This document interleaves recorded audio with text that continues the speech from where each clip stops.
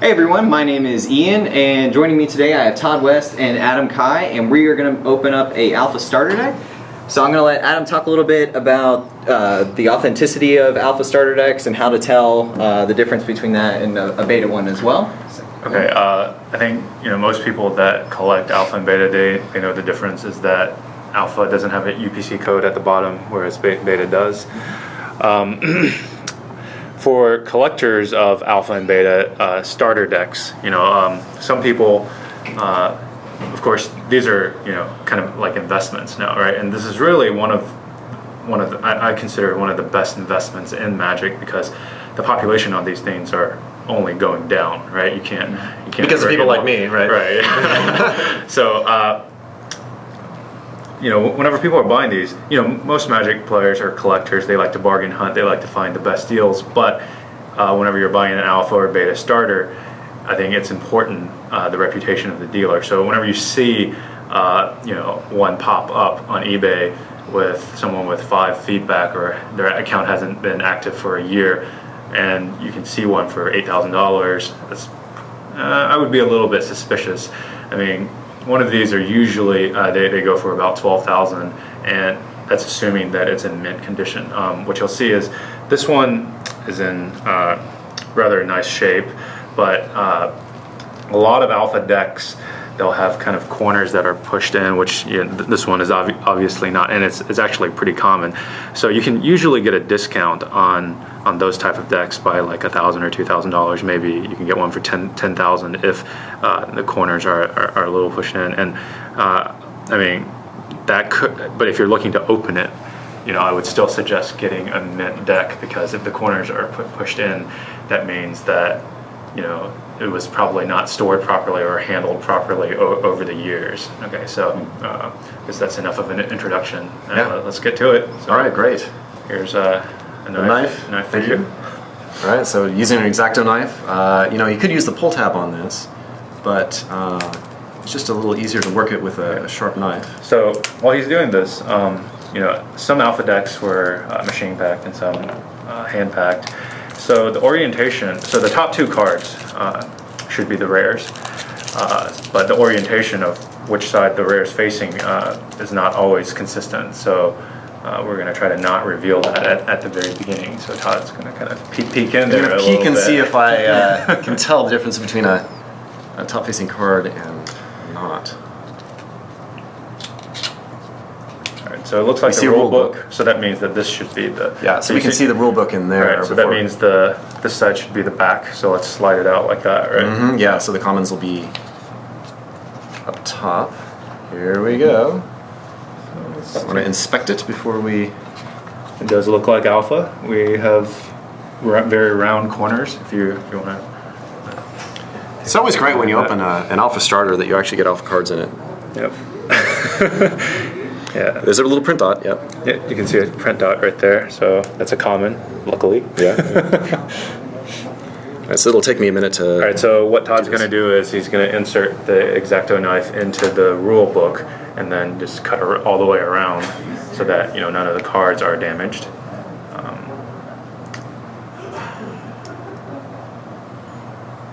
I think you kind of want to just stick it all the way in, and then on the...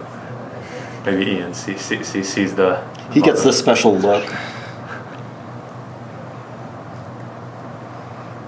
Poor rule book. But make sure you don't cut the binding side of the rule book. That's exactly where I got to. These rule books are actually worth something. I think you can sell them on eBay for like $100 or maybe 150, something like that. Dream on, buddy. I'll sell you mine for 150. How about that?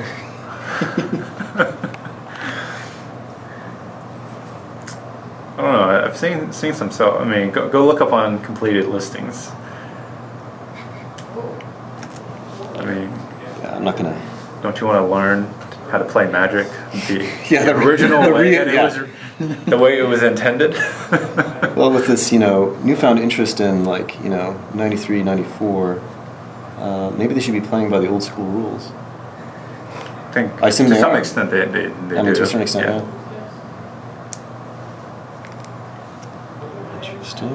So, part of the difficulty here... You can't see it? Okay, good.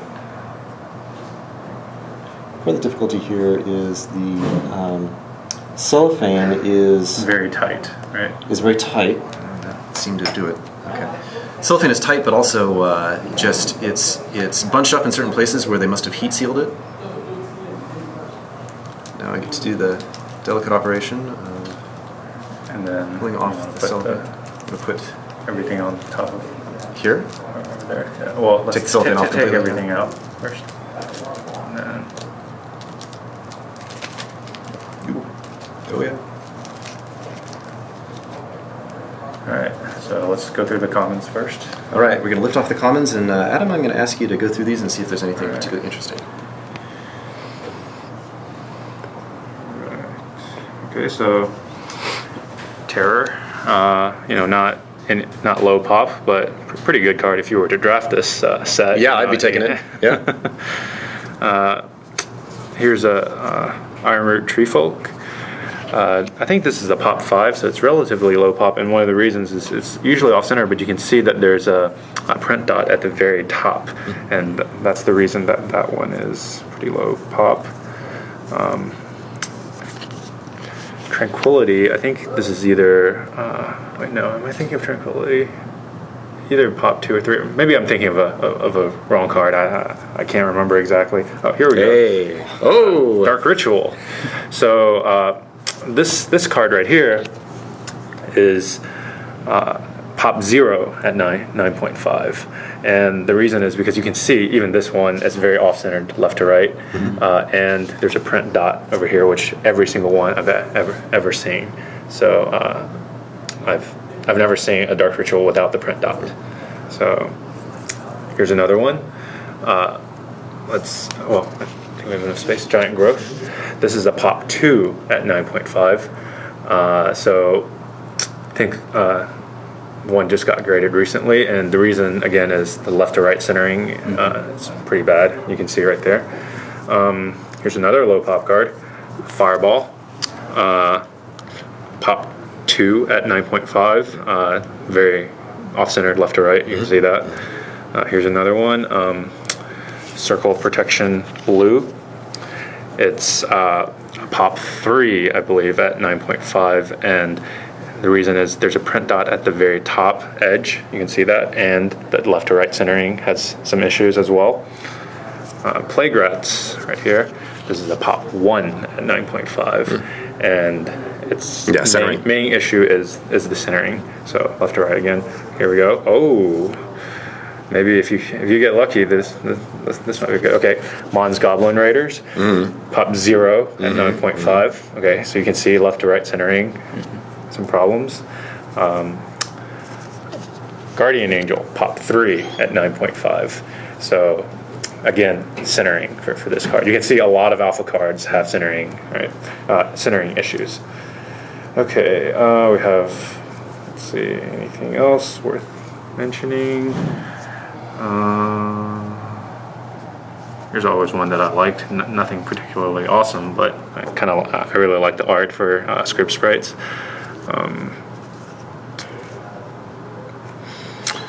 And a card that was kind of fun back in the day, Unholy Strength, right? And then we have Landowner Elves, very good 1-drop, right? Mana Accelerant. And then, okay, here we go. Red Elemental Blast. And this is like a $30 common, so something like that. I mean, it's not low pop, but it's pretty cool. So, and those are probably the notable commons that are in this deck. So maybe we should try to move them around a little bit, or actually, I think let's just leave them go in through place, and then uncommons. we'll do the uncommons. Right, so the last, take aside the rule book. So let's put these right over here, right? And then so the last 2 should be the rares, and then so here you go. Thank you. Alright, so look at these, see if we get anything interesting. Alright, so I think, here we go, we have a Evil Presence. I think this is a pop 3 or pop 4 for a 9.5. And then we have nothing too notable in terms of being expensive, but Animate Dead right here. It's a pretty cool card. All right, and then the rest of the uncommons we have White Ward, Kit Castle, Earth Elemental Conversion, Wall of Bone, Ivory Cup, some lands, and an Iron Star. So all right, yeah, nothing super noteworthy, but Yeah, you know, it's always good to have clean, here. All right, so high quality now uncommons. Todd And will now do the here reverse. are the rares. So he's going to do one first, right? I'm gonna do right here above the Animate Dead, and let's see what it is. Contract from below. So I think this is a pop 2 or pop 3, so it'll be good to if the Centering is decent. grades Yeah. 9.5. All right. And then the final, the Hive. This is a pretty high pop card, so nothing too great from rares go. But this is a low pop card, so if it grades a 9.5, then it could end up being pretty good. So, Yeah. All right. Well, that's it for the video. Thanks very much. Yeah, and then we'll get these cards graded and have a follow-up segment. Yeah.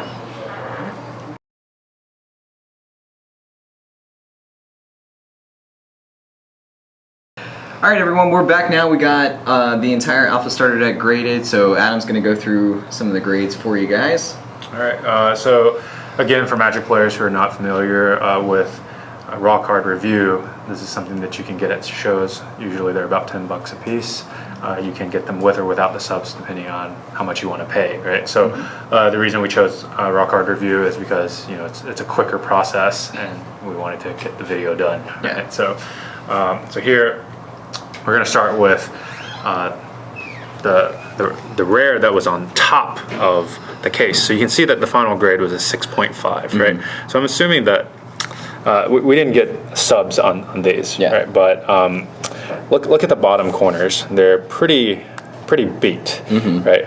So the reasoning behind this is because the plastic wrap or the cellophane was extremely tight for alpha starter decks. So often, like the front card is going to have some corner, maybe not always damage, but they're going to be kind of pushed in or something like that. But this one is some significant corner damage.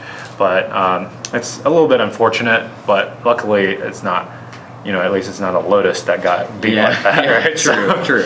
All right, so this is the lowest graded card out of the deck, okay? And then the next two, these are the only two that graded 8.5. So both of these are very difficult to grade at 9.5. So the Giant Growth is a pop 2 at 9.5, and you can see this is very off-centered. center. And then Dark Ritual has none graded at 9.5, and you can see that as a print dot over on the left edge, and it's very off-centered, left to right. Okay. So next, we'll talk about the 9s. So this deck actually graded quite well because we only had 3 cards that were less than a 9, Yeah, which very is good. kind of unheard of for an alpha starter, at least all the ones that I've seen opened. Okay, so we had 18 graded 9s, but I'm going to pick out a few notable ones that just talk about them. So Fireball, this is a pop 2 at 9.5, so it's unfortunate this didn't get 9.5, but you can see the left to right centering. So I'm assuming that for this card, the edges, corners, and surface were very nice, but the centering probably got an 8.5. So let's take a look. Red Elemental Blast. It's not low pop, but an iconic card. Okay. All right, Mons Goblin Raiders. So it does not exist in 9.5, but you can see it's got a 9, which is actually pretty good. I mean, it's worth maybe $100 for a 9, and you can see the reason is probably because the left to right it probably got a 8.5 centering. Right? So this is a contract from below right here. It's a low pop 9.5. This is our other rare, other than the Hive, and this card usually will have some centering issues, and it's unfortunate that this didn't get 9.5 as well. But you got to live with what you get, right? Yeah. Let's see. Okay, Guardian Angel. I think this is a pop 3 at 9.5. Again, only a 9, so you can see that a lot of these cards are quite difficult to grade at 9.5, and it's off. I think this would get 8.5 centering left to right, right? Yeah. Let's see. We're looking at Circle of Protection Blue. I think it's a pop 3 at 9.5, and this one, there's a print dot at the very top edge, and there is, the centering is off left to right. So I think probably the centering is 8.5, and that dot makes the surface a 9. So this is why it ended up with a 9 overall. Tranquility. This card I think is a pop 2 at 9.5, and it graded a 9, and it also has some centering issues. Let's see, this Treefolk right here, it's I think it's a pop 5. It's not terribly low, but not high, and the biggest reason right here, you can see that print dot at the very top edge.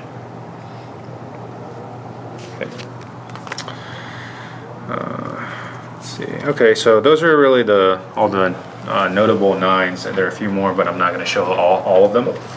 And now we're going to talk about the 9.5s. So this deck graded out with 36 9.5s, which is 36 out of 60. That's 60%, which is the highest I've ever seen. So, this kind of goes back to talk. When I was talking about earlier, when you're buying your alpha starter decks, you need to make sure that the seller is reputable. You want to make sure that deck was not mishandled over the edges. The deck needs to look mint. As this shows, we got a lot of nice 9.5s. All right, so here, these are just lands. I think we got about 15 lands that are all 9.5. I'm not really going to go through 2 of them. They're just lands, and then we'll talk about some of the other cards.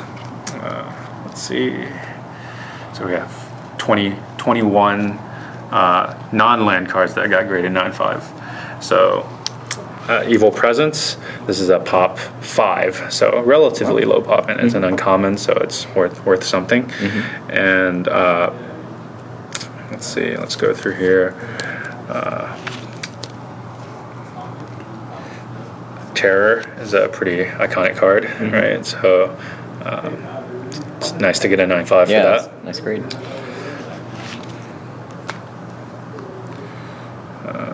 Let's see. Grudge Skeleton. I know people that collect these. It's a pretty cool card, right? It's just like one of those cards that I remember the artwork for very well from the 90s when I played, right?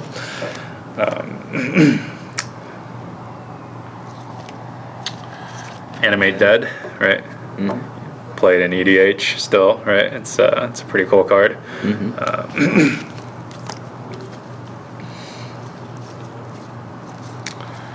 Let's see. All right, here we have Landowner Elves. A very good 1-drop, mana acceleration, right? 9.5. Yep. So I'm not really talking a whole lot about why these cards got 9.5, because if they got 9.5, there's not too many issues with them, right? So it's actually, there's more commentary on the cards that are 9 or 8.5, right? Unholy Strength, 9.5.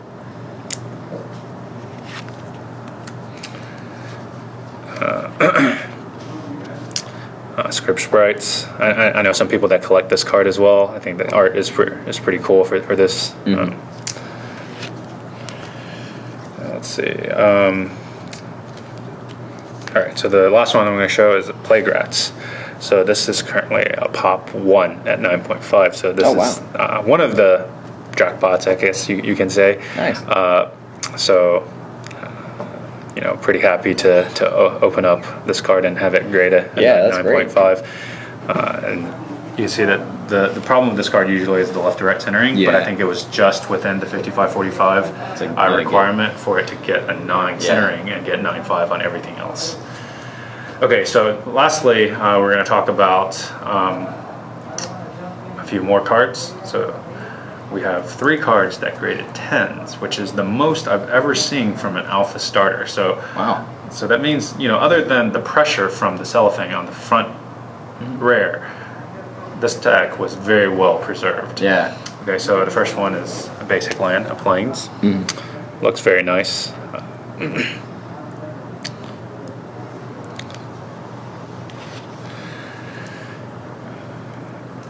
Then we have a common, which is War Mammoth. You know, if we were playing in an alpha draft, I would probably want to pick this card. You know, 3/3s for 4 mana were pretty good back then.